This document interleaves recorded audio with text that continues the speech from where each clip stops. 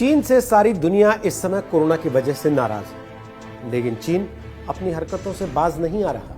ऐसे वक्त में जब चीन को दुनिया की मदद करनी चाहिए थी, चीनी कंपनियां कोरोना की मार की वजह से दुनिया भर में कमजोर पड़ चुकी कंपनियों को औने पौने दाम में खरीद लेने की साजिश में जुटी हुई। और इसी से बचने के लिए ज्यादातर देशों ने क्या किया कि उन्होंने अपने प्रत्यक्ष विदेशी निवेश यानी कि एफडीआई के नियमों में बदलाव कर दिया। ऐसा ही कुछ भारत ने भी किया, और जब भारत ने ऐसा किया तो ये बात चीन को चुभ गई और चीन ने भारत को धमकी दे डाली कि हम आपको एपीआई नहीं देंगे। एपीआई फार्मा सेक्टर का एक ऐसा तत्व है जिसके बारे में आज हम आपको विस्तार से बताने वाले हैं, और ये भी बताने वाले हैं चीन के एपीआई नहीं देने से भारत के फार्मा सेक्टर पर क्या कोई फर्क पड़ेगा, या फिर भारत खुद से एपीआई बनाकर चीन की इस दादागिरी को खत्म नहीं कर सकता, इसकी अकड़ को खत्म नहीं कर सकता। लेकिन उसके लिए आपको सबसे पहले यह जानना पड़ेगा कि आखिर एपीआई होता क्या है। तो एपीआई होता है एक्टिव फार्मास्यूटिकल इंग्रेडिएंट। डब्ल्यूएचओ के मुताबिक किसी भी दवा को बनाने के लिए जिन चीजों की जरूरत होती है, जिन पदार्थों की जरूरत होती है, उसे एपीआई कहा जाता है। असल में एपीआई किसी भी दवा को बनाने का आधार होता है। जैसे क्रोसिन की दवा के लिए एपीआई है पैरासीटामोल। अगर आपने पैरासीटामोल का एपीआई मंगवा लिया तो फिर आप उसको आधार बनाकर दवा किसी भी नाम से बेच सकते हैं। इसके लिए आपको ज्यादा बड़ी फैक्ट्री लगाने की जरूरत नहीं होती और इसे लगाना भी आसान होता है। और अब बात करते हैं चीन से भारत के एपीआई आयात।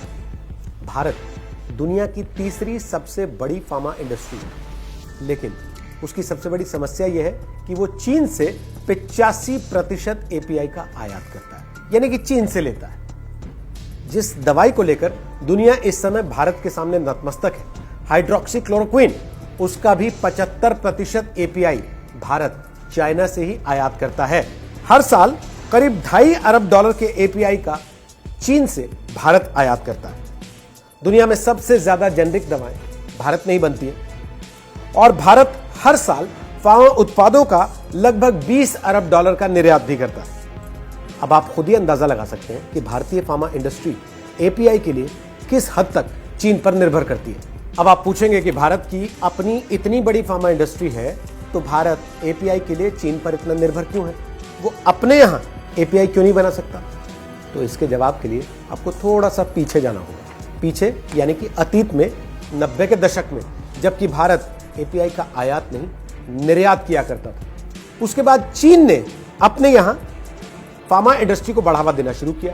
चीन की सरकार ने उसे सपोर्ट बहुत हद तक किया और वहां पर सस्ती बिजली, सस्ती जमीन, सस्ती लेबर, सब कुछ मुहैया कराना शुरू किया, जिसकी वजह से चीनी इंडस्ट्री छा गई और उसने अपने एपीआई की डंपिंग भारत के बाजार में शुरू कर दी। हिमाचल के एक इंडस्ट्रियलिस्ट सतीश सिंगला की माने तो चीन के यहां प्लांट्स बहुत बड़े बड़े हैं, उनकी प्रोडक्शन कैपेसिटी काफी ज्यादा है, जबकि भारत में फार्मा इंडस्ट्री के लिए नियम कानून काफी सख्त है। राज्यों और केंद्र के अलग अलग नियम हैं, उनको मानने के तौर तरीके अलग अलग हैं, लिहाजा फार्मा इंडस्ट्री पर दबाव बहुत ज्यादा हो जाता है। इसलिए वो चीन से एपीआई का आयात कर लेना बेहतर और मुनासिब समझते हैं।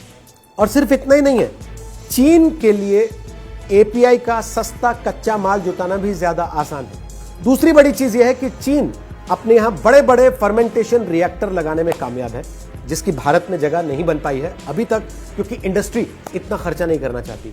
और उससे भी बड़ी बात यह कि भारतीय दवा उद्योग वो रिसर्च एंड डेवलपमेंट पर बहुत ज्यादा पैसा नहीं लगाना चाहता। तो क्या भारत कभी भी एपीआई के लिए चीन पर अपनी निर्भरता खत्म कर पाएगा? इंडियन ड्रग मैन्युफैक्चरर्स एसोसिएशन के प्रेसिडेंट महेश जोशी कहते हैं कि यह एक लंबी प्रक्रिया है, रातों रात ऐसा हो पाना संभव नहीं है। चीन के पास बहुत सारे प्लस पॉइंट्स हैं, उनके पास सस्ती जमीन है, उनके पास सस्ती लेबर है, उनके नियम कानून आसान है। भारत में सबसे बड़ी समस्या है इस मामले में आड़े आने वाले प्रदूषण से जुड़े मानक, नियम कानून और साथ ही साथ जमीन अधिग्रहण के लिए सामने आने वाली समस्या है। और आखिर में बात करते हैं चीन की धमकी की कि क्या वाकई चीन एपीआई का निर्यात करना बंद कर देगा? जानकार मानते हैं कि यह केवल गीदड़ भभकी है जो कि चीनी मीडिया इस समय फैलाने की कोशिश कर रहा है। जैसे भारत की जरूरत चीन से एपीआई आयात करने की है, चीन की भी जरूरत इतने बड़े बाजार की है जहां वो अपने एपीआई को खपा सके। इसलिए फिलहाल कम से कम चीन की ये बातें कोरी धमकियां लगती हैं और कुछ नहीं। निकट भविष्य में कम से कम ऐसा नहीं लगता कि चीन एपीआई का निर्यात भारत को बंद कर सके।